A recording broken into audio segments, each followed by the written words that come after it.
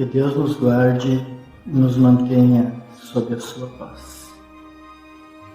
Vivemos dias tumultuados, dias de incertezas, dias em que a providência divina testa as nossas resistências morais, físicas e intelectuais para aferir os valores que já tenhamos conquistado ou dando-nos a oportunidade de conquistarmos aqueles que ainda nos faltam. Todas as vezes que vamos analisar qualquer situação, qualquer fato, qualquer acontecimento, à luz da doutrina espírita, é sempre importante nós relembrarmos alguns conceitos para não perdermos o rumo, não perdermos o norte das reflexões, das análises, das meditações. Primeiramente, sempre é importante relembrarmos quais são as finalidades da doutrina dos Espíritos. A primeira delas, sem dúvida nenhuma, é a transformação moral do indivíduo, para que esse indivíduo fermente a massa, e a massa um dia possa também transformar-se coletivamente. Então, primeira finalidade do Espiritismo é a transformação moral da humanidade. Destruir as ideias materialistas é uma outra finalidade do Espiritismo. Destruir esses conceitos que fazem o homem prisioneiro da matéria. Tornar o ser humano espiritualizado, que ele conceba-se um ser imortal, uma centelha divina, filho de Deus, que está na terra, mas não pertence à terra, porque pertence à pátria espiritual. Reviver o cristianismo na sua pureza primitiva. O cristianismo antes da cadeia dos dogmas, dos paramentos, dos preconceitos, um cristianismo liberto de qualquer teia, de qualquer cadeia. Um cristianismo que fale à razão e ao coração, indicando ao ser humano o rumo que deve seguir em busca da sua própria plenitude. Também é importante, nas nossas conversações, nos nossos diálogos, sempre levarmos em consideração a destinação do nosso planeta. A destinação da Terra é mundo de provas e expiações. Então, os espíritos que aqui se reencarnam e que estão vinculados à escola terrestre, somos os espíritos da terceira ordem, que precisamos de situações que nos permitam provarmos as nossas boas intenções, as nossas boas resoluções, e ao mesmo tempo nos ofereçam ensejo para repararmos os erros cometidos nesta existência ou nas existências anteriores. Portanto, os espíritos que estão vinculados ao mundo de provas e expiação são espíritos ainda imperfeitos, que necessitam serem provados para aferirem-se os seus valores. Isso naturalmente nos remete à escala espírita. A escala espírita está estudada por Allan Kardec a partir da questão 100 a 113 de O Livro dos Espíritos. E verificarmos ali quais são as características dos espíritos da terceira ordem e por que esses espíritos estão vinculados a mundos ainda atrasados, como é o caso da nossa Terra. Não obstante estarmos passando por um processo de transição, a Terra ainda é um mundo de provas e expiações. Portanto, é um mundo de aflições, de tribulações. Como nos alertou Jesus, no mundo, este mundo a que estáis vinculados, neste mundo encontrareis aflições, tribulações, sereis provados e tereis ao mesmo tempo a oportunidade de reparar os vossos erros, atuais ou de outras existências. Talvez por isto, o maior capítulo do Evangelho segundo o Espiritismo seja exatamente o capítulo 5, Bem-aventurado os aflitos. Mas parece paradoxal a palavra do Cristo. Em primeiro momento, ele diz que na terra encontraremos aflições.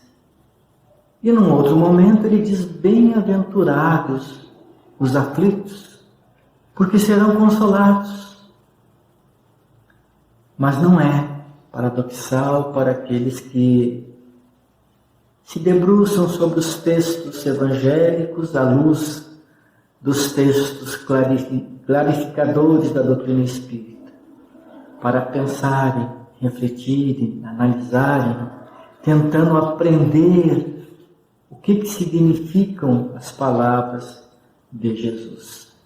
Então vamos verificar nesse capítulo 5 que Allan Kardec estuda as aflições, as tribulações que todos os espíritos vinculados ao nosso planeta de provas e expiações enfrentam.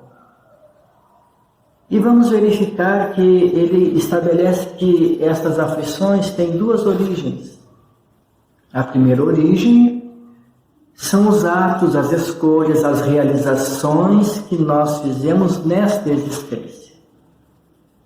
Se formos verificar, a maioria das encrencas que enfrentamos tem origem em escolhas, em comportamentos, em decisões que tomamos na existência atual. O que levou o benfeitor Emmanuel a afirmar que as nossas expiações, ou seja, reparações de outras existências, alcançam mais ou menos 10% das aflições, das tribulações que nós enfrentamos na existência atual. Então existem causas atuais, mas também causas anteriores.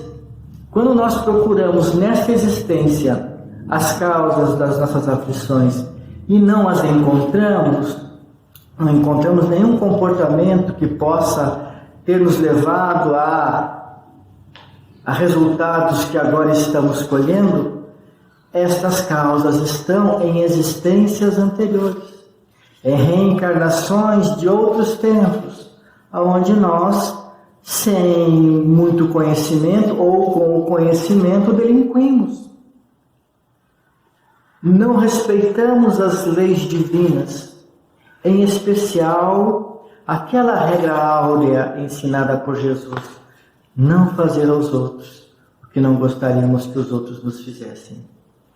Toda vez que nós contrariarmos esta regra, sempre iremos produzir para nós necessidade de reparação, o que nós em Espiritismo chamamos de expiações.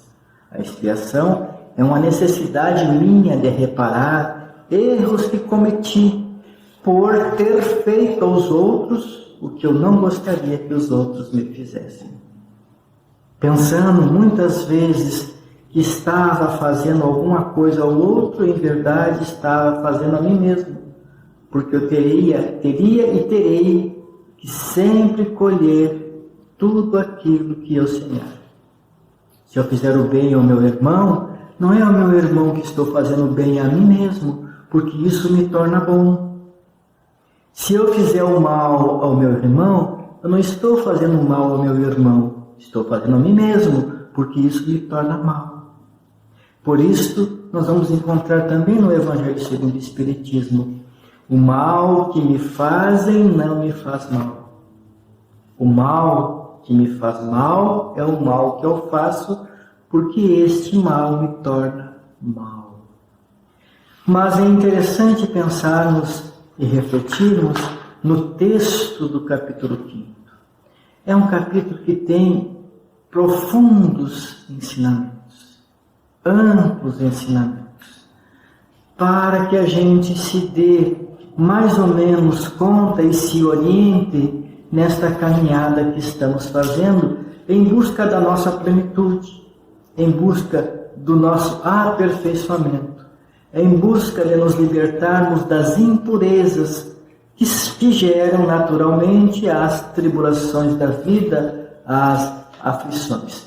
Nós vamos refletir no item 7, 8, 9 e 10 do capítulo 5 do Evangelho segundo o Espiritismo.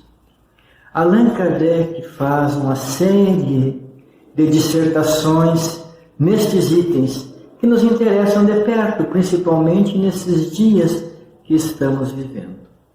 No item 7 ele vai dizer então: os sofrimentos devidos a causas anteriores à existência presente, como os que se originam de culpas atuais, são, muitas vezes, a consequência da falta cometida, isto é, o homem, pela ação de uma rigorosa justiça distributiva, sofre o que fez sofrer aos outros.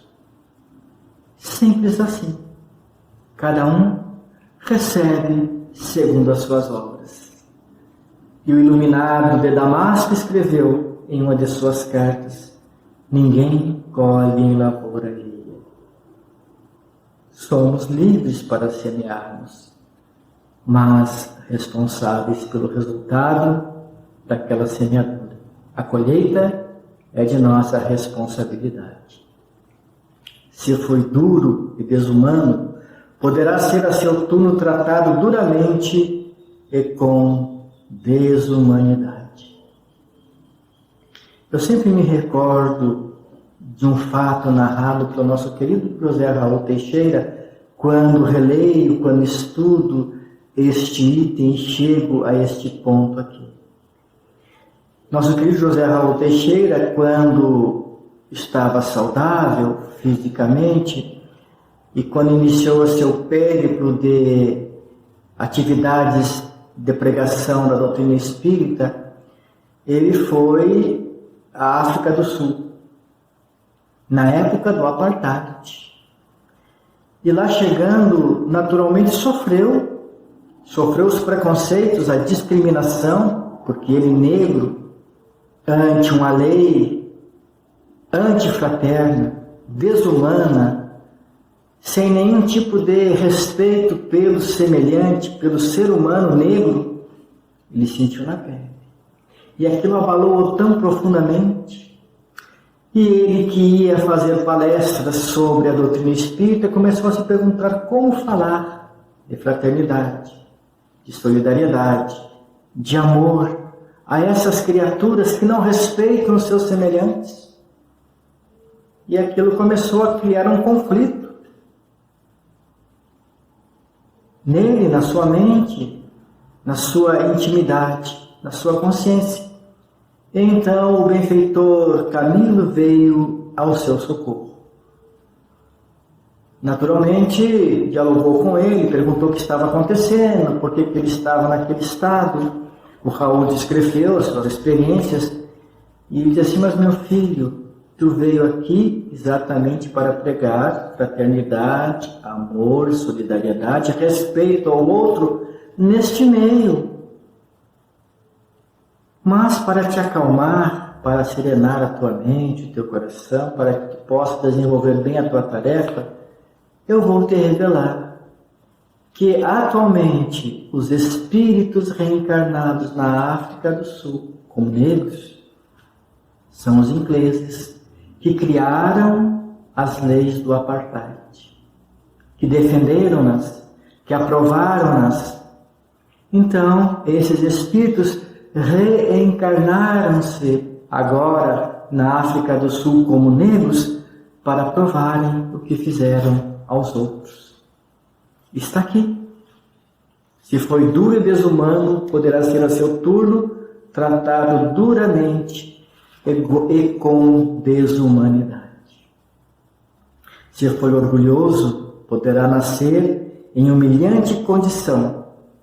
E lembramos aqui a história do próprio Espírito Emmanuel, quando ele narra a sua vida, a sua existência como senador Públio Lentulus, Públio Cornélius Lentulus.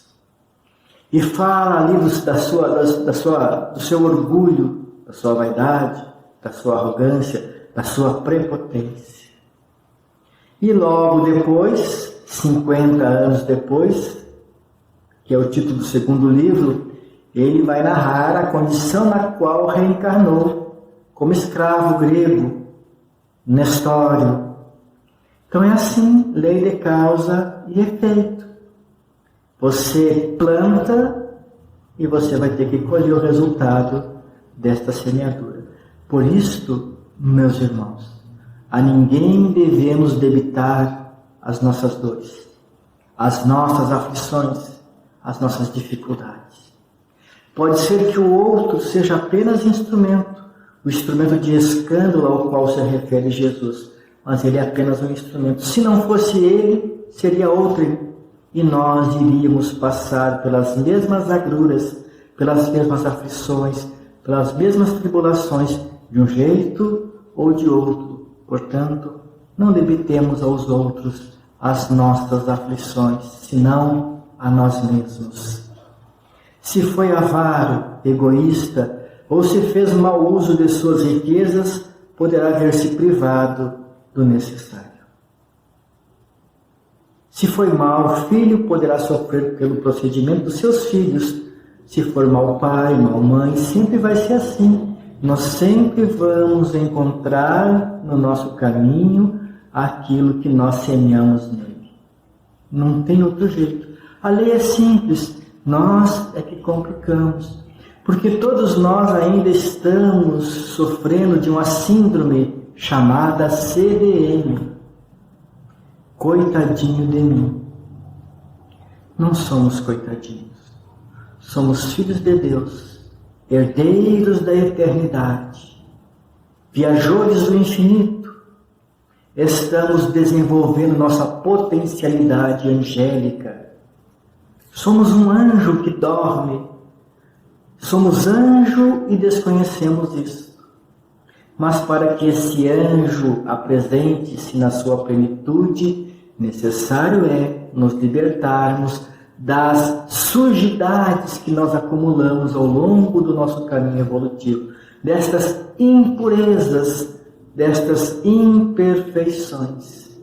Quanto mais imperfeições, mais atrasado é o espírito. Quanto menos imperfeições, mais adiantado ele é. Quanto mais imperfeições, mais sofrimentos. Quanto menos imperfeições, menos dores e menos sofrimento. Prossegue Kardec no item 7 do capítulo 5 do Evangelho segundo o Espiritismo, Bem-aventurados aflitos. Assim se explicam pela pluralidade das existências e pela destinação da Terra como mundo expiatório, as anomalias que apresenta a distribuição da ventura e da desventura entre os bons e os maus neste planeta, porque é um planeta destinado a provas e expiações. Semelhante anomalia, contudo, só existe na aparência, porque considerada tão só do ponto de vista da vida presente. Então não podemos fazer uma distinção ou segmentar as existências. A reencarnação atual é apenas um elo na longa cadeia de reencarnações que ficaram no passado e daquelas que seguir-se-ão no futuro. É um elo. Nós temos que ver o todo, tanto quanto nos for possível. A existência atual é consequência das existências anteriores. A existência atual ditará as reencarnações futuras, que levou Allan Kardec a afirmar com muita propriedade: somos hoje o que fizemos de nós ontem. E nós podemos acrescentar, seremos amanhã o que quisermos fazer de nós hoje. Aquele que se elevar pelo pensamento de maneira a aprender toda uma série de existências, verá que a cada um é atribuída a parte que lhe compete durante a existência física, sem prejuízo daquele que tocará no mundo dos espíritos, e verá que a justiça de Deus nunca se interrompe. É permanente. Essa justiça que está inserida na lei de amor e que tem como guardiã a misericórdia. A misericórdia está sempre colocada acima da justiça. Jamais deve o homem olvidar que se acha no mundo inferior, ao qual somente as suas imperfeições o conservam preso. Por isso, nós estamos reencarnados e vinculados a uma escola de provas e expiações, porque a nossa condição evolutiva impõe-nos isso. E é claro, como vai dizer Kardec aqui, depende de nós nos libertarmos, vencermos essa etapa, a etapa das reencarnações em mundos inferiores. Aliás, numa outra parte do livro O Evangelho segundo o Espiritismo, nós vamos encontrar exatamente esta afirmação. O período de reencarnações é a primeira prova que Deus impõe aos espíritos para verificar o uso que farão do livre-arbítrio. A cada vicissitude, cumpre-lhe lembrar-se de que, se pertencesse a um mundo mais adiantado, isso não se daria, e que só de si depende não voltar a este, trabalhando por se melhorar. E este é o objetivo da reencarnação, evolução. Não há outro objetivo. Muitos dizem que vem para a Terra para pagar. Não, ninguém vem para a Terra para pagar. Deus não é um agiota que concede um empréstimo e depois impõe imediatamente a paga por quem o recebeu. Não. Deus é o nosso Pai, de amor, de bondade, justo e misericordioso, que concede aos seus filhos incontáveis oportunidades, incontáveis, até que eles consigam libertar-se do orgulho, do egoísmo, da vaidade e ascenderem na escala evolutiva, até que nós, os espíritos da terceira ordem, conquistemos pelos nossos esforços, pela nossa dedicação, a condição de adentrarmos pela segunda ordem da escala espírita, os bons espíritos. Por enquanto, nós ainda somos esses espíritos da terceira ordem. Item 8, do capítulo 5, do Evangelho segundo o Espiritismo. As tribulações ou as aflições da vida podem ser impostas a entidades endurecidas ou extremamente ignorantes. Em outras traduções vamos encontrar: as tribulações podem ser impostas a espíritos endurecidos ou extremamente ignorantes para levá-los a fazer uma escolha com conhecimento de causa. Então, nesse caso, os seus tutores espirituais fazem as escolhas por eles. Como aconteceu, por exemplo, com o espírito no livro Libertação, Gregório. Nós vamos ler ali que a sua benfeitora, e que fora-lhe mãe em existências passadas, a Matilde, ela programa e prepara a sua futura reencarnação, porque ele, extremamente endurecido no mal, não teria condição de fazer boas escolhas. Então nós vamos ver ela descrever ao espírito Gúbio, ao instrutor Gúbio, todo o projeto reencarnatório preparado para Gregório, de quem ela voltaria a ser mãe novamente na Terra. Como são perfeitas as leis divinas! Como é realmente de misericórdia a justiça de nosso Pai! Sempre proporcionando aos seus filhos os melhores meios, as melhores condições de progredirem, de evoluírem. Da mesma forma como quando o espírito é extremamente ignorante, como no caso, por exemplo, do pai de André Luiz. A sua mãe, a mãe de André Luiz, já um espírito de uma certa estirpe evolutiva, prepara a reencarnação futura, aonde ele iria sacrificar-se. Tem lá um capítulo no livro Nosso Lar, Sacrifício de Mulher. E depois André Luiz vai receber dela a notícia de que seu pai já estava reencarnado, aproveitaram a brecha que ele deu quando quis fugir das mulheres que obsidiavam, recolheram-no e encaminharam-no para a reencarnação, e ela seguiu logo após. Então sempre os tutores, os benfeitores, os anjos guardiões suprem as necessidades dos espíritos que ainda não logram fazer boas escolhas. Os espíritos penitentes, os arrependidos, os que reconhecem a sua responsabilidade na condição na qual se encontram. Eu me fiz assim. Eu sou hoje o que eu fiz de mim ontem. Reconheço a minha responsabilidade e me proponho a mudar. Me proponho a reparar os erros. Então, esses espíritos no mundo espiritual, eles podem escolher as suas provas. Vamos ver. Os espíritos penitentes, porém, desejosos de reparar o mal que hajam feito e de proceder melhor, esses escolhem livremente as suas provas. Escolhem livremente as suas provas. A grande maioria de nós, os espíritas, escolhemos as nossas provas. Por mais doridas e aflitivas que sejam, foram escolhas nossas. Por isso afirmamos, não debitemos a ninguém as aflições que encontrarmos em nosso caminho, a não ser a nós mesmos. Por isto, disse Jesus, não contender com o mal.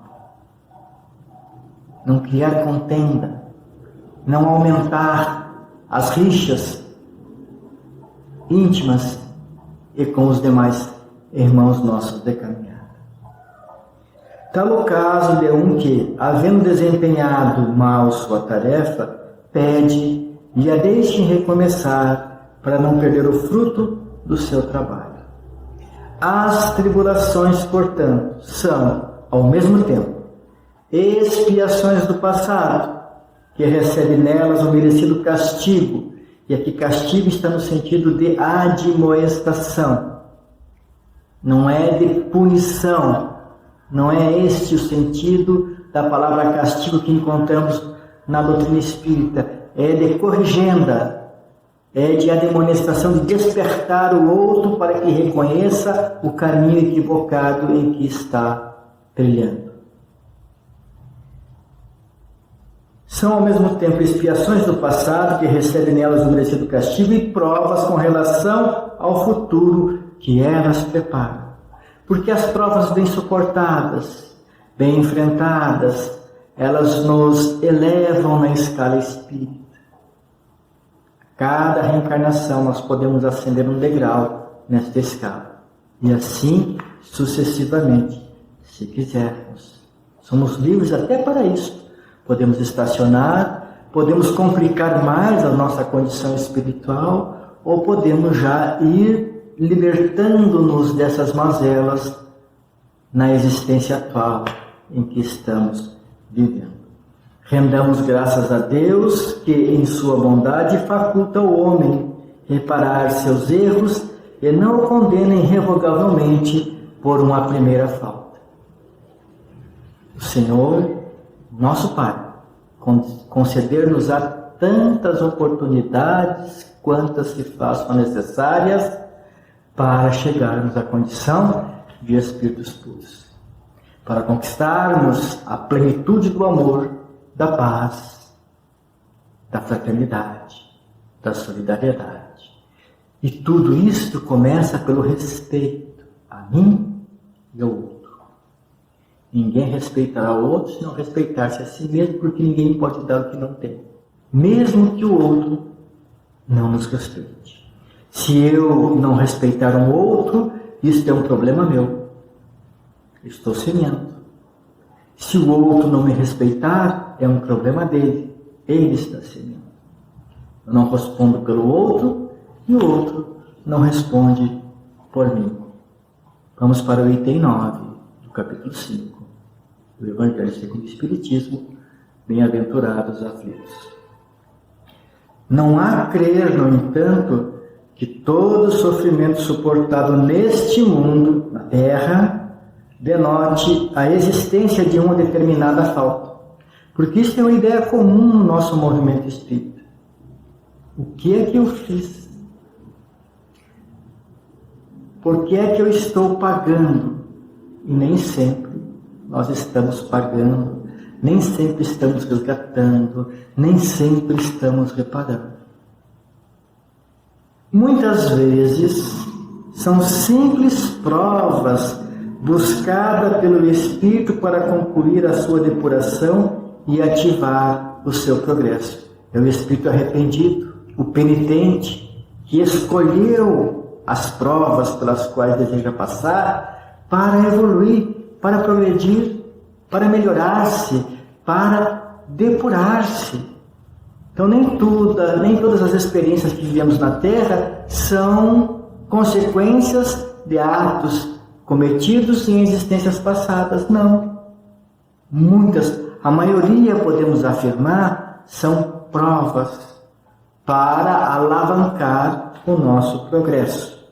Assim, a expiação serve sempre de prova, mas nem sempre a prova é uma expiação. Ou seja, eu tenho que reparar um erro que eu cometi.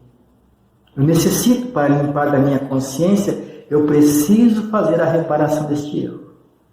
Então, eu alio a esta necessidade expiatória, essa necessidade de reparação, uma prova, para que eu possa, ao mesmo tempo que reparo meus erros, progredir, evoluir, crescer.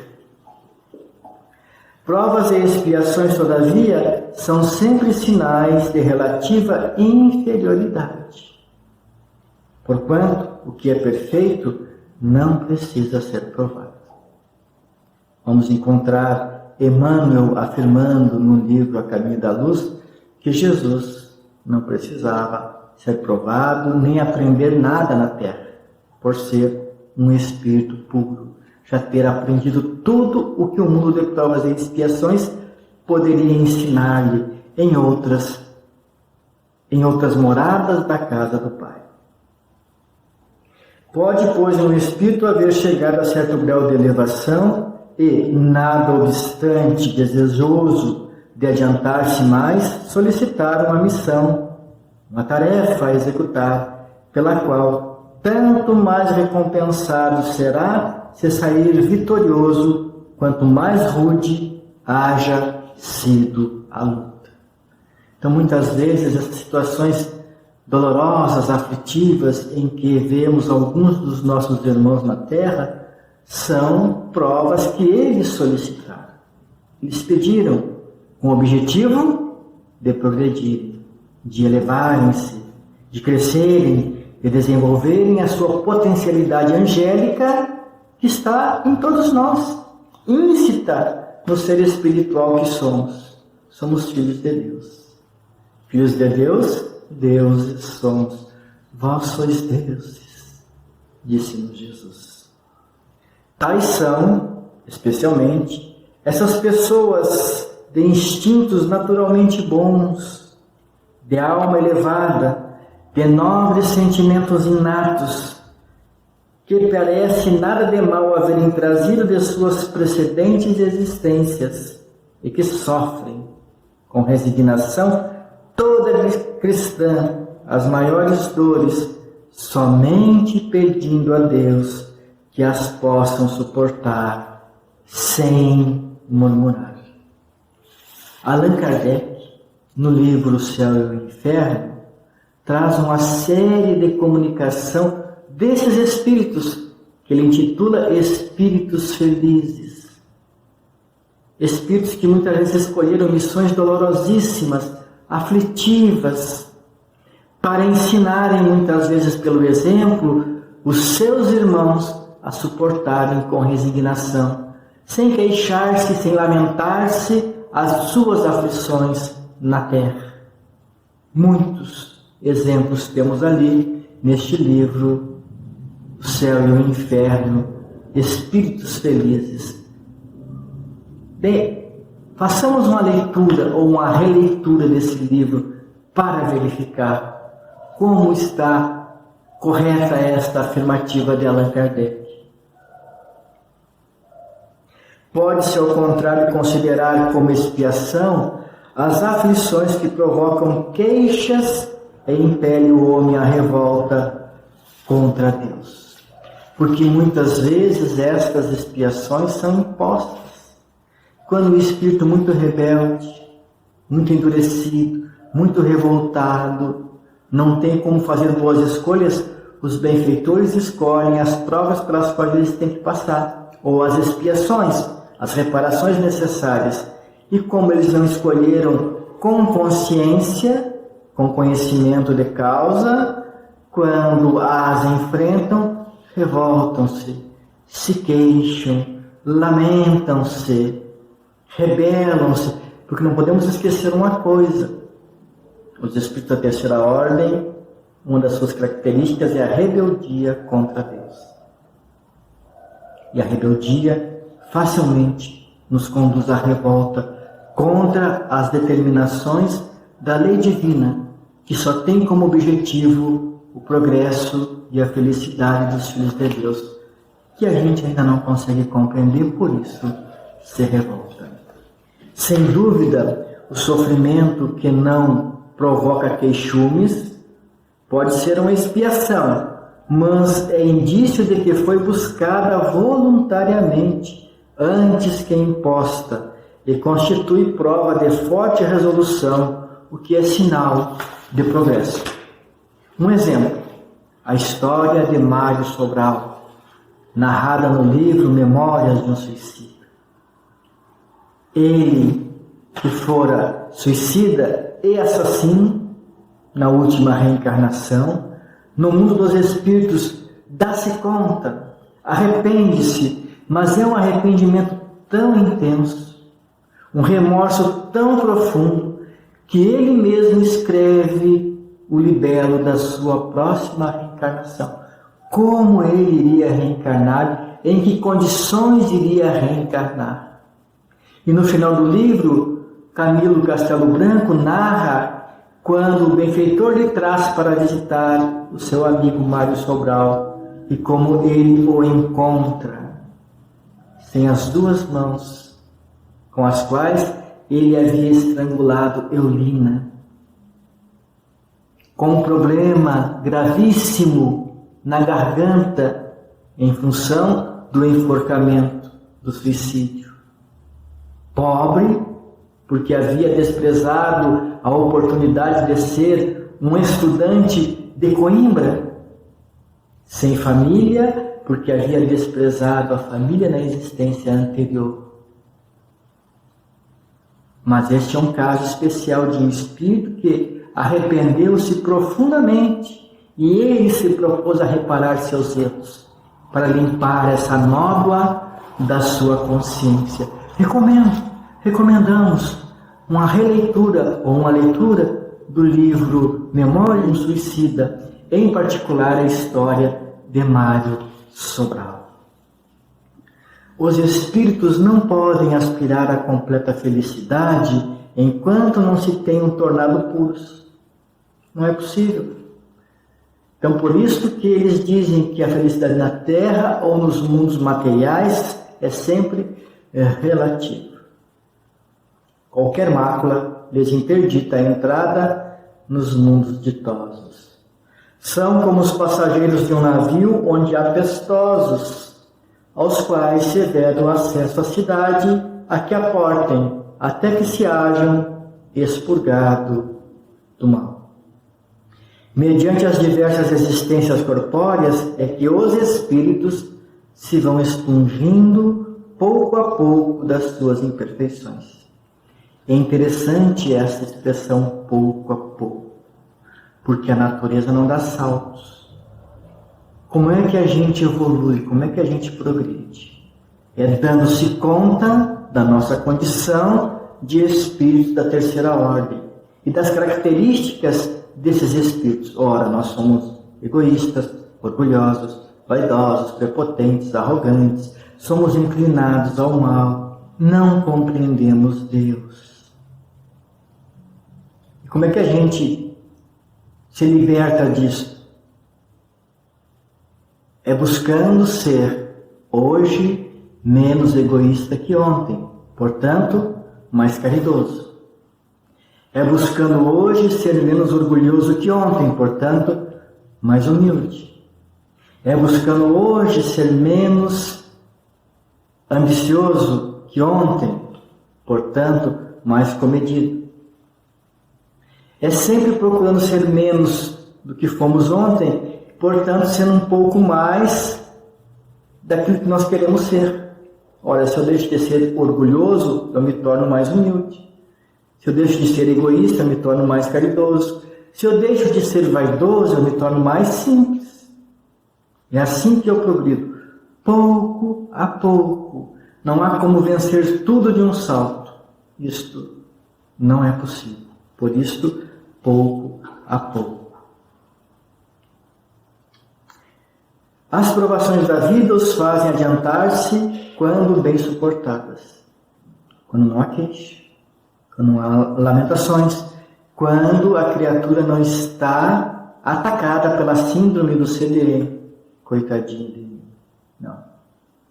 Tudo o que me acontece tem como objetivo o meu progresso, a minha evolução, a minha libertação desses grilhões que me prendem à terceira ordem, as suas características.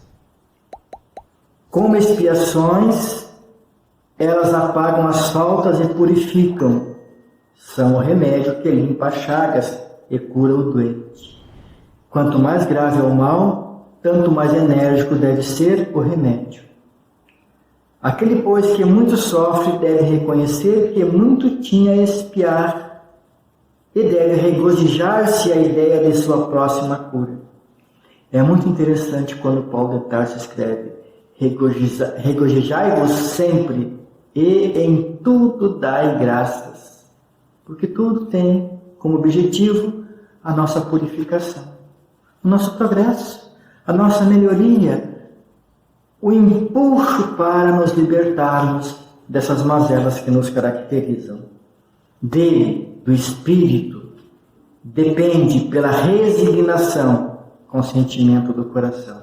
Resignação significa consentir intimamente com aquilo que nós temos que enfrentar e que nossas possibilidades não permitem modificar. Tornar proveitoso o seu sofrimento e não lhe estragar o fruto com as suas impaciências, visto que, do contrário, terá que recomeçar, porque não foi aprovado, não conseguiu prestar o concurso devido ante aquelas aflições que lhe serviam de provas para que ele pudesse ascender. Então toda queixa, toda lamentação, ela provoca uma necessidade de refazermos a prova. Então, meus irmãos, tenhamos tento ante as nossas aflições, nossas tribulações, nossas dores. Somos aprendizes de um mestre excelente, de um pastor sublime que nos tem acompanhado as peripécias evolutivas de quebrada em quebrada ao longo das nossas existências passadas, da existência atual e daquelas que virão no futuro. A vida é única. As existências físicas é que são muitas. Nós somos filhos de Deus, herdeiros da eternidade, centelhas divinas. O Senhor nos criou para a glória interestelar, para a glória do universo. Precisamos então superar as nossas deficiências, as nossas imperfeições. Agarrados aos ensinos de Jesus, procurando aprender, discernir, elucubrar o que Ele nos disse, o que Ele deixou escrito, que é redivivo pelo Consolador prometido por Ele, que é o Espiritismo. Portanto, nesses dias tumultuosos que vivemos, quando a Terra, nossa Mãe Gentil, estertora neste parto da nova era, em que as aflições se acumulam, em que as dores se agigantam, em que a incerteza, para a grande maioria da humanidade, transveste-se de aflição, de tormento. Para nós espíritas, não. Nós temos a certeza da nossa imortalidade, a certeza de que a vida prossegue, a certeza de que isso é passageiro, vai passar. Nós temos convicções de que tudo na vida terrestre é transitório, é passageiro, é temporário. Desde o nosso corpo às maiores dificuldades que enfrentarmos, tudo vai passar. E nós um dia seremos chamados a retornarmos ao grande lar, levando conosco as conquistas realizadas, portas adentro do ser espiritual que somos. Em especial, aquelas aonde exercitamos o amor, a compreensão, a compaixão, aonde deixamos que a piedade enternecesse os nossos corações ante as dores e aflições dos nossos semelhantes. Às vezes em que fizemos silêncio, quando poderíamos dar uma resposta grosseira, muitas vezes no mesmo nível da agressão recebida. Jesus é o nosso modelo e guia. Portanto, nesses dias de aflição, de dores, de incertezas para a humanidade, de pandemia, que veio para nos lembrarmos da fraternidade, da solidariedade, do companheirismo, do respeito ao outro, nesses tempos de tantas fake news, que sejamos nós, os espíritas, os seres lúcidos, que tudo venhamos a passar pelo crivo da razão, como nos ensinou o egrégio codificador da nossa doutrina. E que possamos nos lembrar de Jesus, lembrarmos da sua última recomendação aos seus discípulos, a última ceia.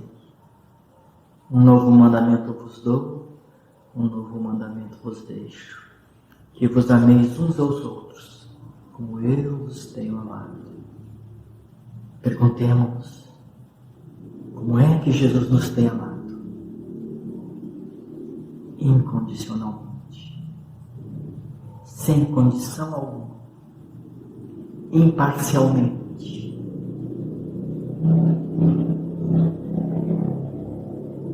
Algum tempo atrás, refletindo sobre a vida de Adolf Hitler, perguntei: quem Jesus amaria mais, Hitler ou Francisco de Assis?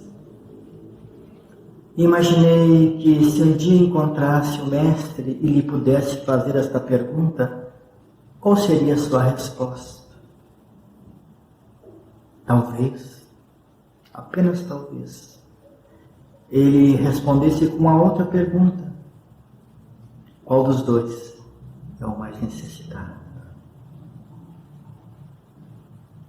Qual dos dois necessita do médico das almas?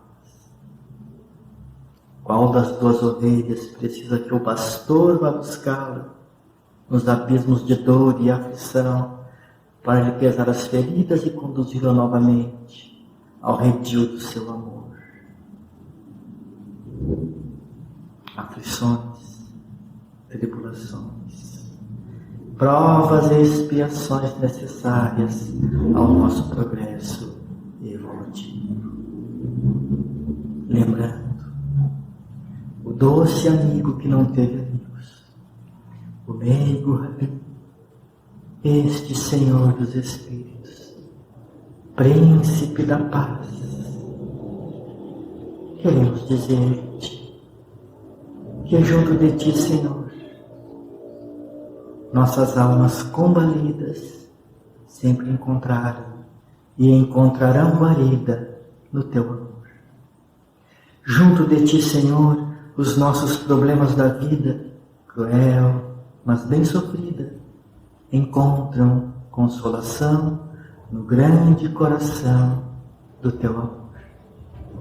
Junto de ti, Senhor, junto de ti, quiséramos sempre estar e podermos proclamar ao mundo enganador a glória do teu bem. De ti a paz nos vem pelo teu infinito amor. Junto de ti, Senhor, junto de ti, nem frio, nem calor, nem mágoa algum sentimos, só brisa matinal, suave, angelical, junto de ti, Senhor, pelo teu amor. Muito obrigado, meu e nosso Senhor.